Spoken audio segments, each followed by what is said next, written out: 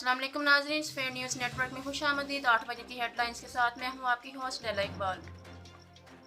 2 دن سندھ میں 2 واقعات۔ وزیر اعلیٰ سندھ کے آبائی ضلع جام شورو میں بچی پر کتوں کا حملہ، زخمی 2.5 سال کی ایمان دم توڑ گئی، مقدمہ سرکار کی مدعیت میں درج۔ Pak Bharat D G M Os کا ہاٹ لائن پر رابطہ، سیز فائر معاہدے پر سختی سے عمل پر اتفاق، خدشات دور کرنے پر بھی اتفاق ہو گیا۔ امریکہ کا خیر مقدم، محکمہ خارجہ کا کہنا ہے کہ امن و امان کی کوششوں کو سراہتے ہیں۔ یو این سیکرٹری جنرل کا کہنا ہے امید ہے مزید بات چیت کی راہ ہموار ہوگی۔ وفاقی کابینہ کا ری پولنگ کے خلاف عدالت جانے کا فیصلہ، سینیٹ الیکشن سے متعلق صدارتی ریفرنس پر بھی غور۔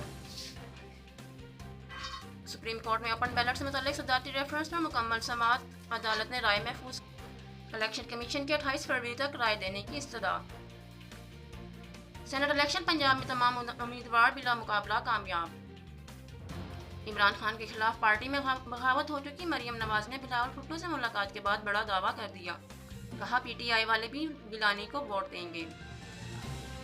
بلاول بھٹو نے کہا ثابت ہوگا پارلیمان بھی پی ڈی ایم کے ساتھ ہے۔ سینیٹ انتخابات، آصف علی زرداری متحرک، ارکان اسمبلی اور سینیٹ امیدواروں کے لیے عشائیہ، کہا آپ ساتھ دیں گے تو بڑے بت گرا دیں گے۔ آزاد کشمیر کے بالائی علاقوں میں بارش اور برف باری، مظفر آباد، وادی نیلم اور لیپا میں سفیدی ہی سفیدی۔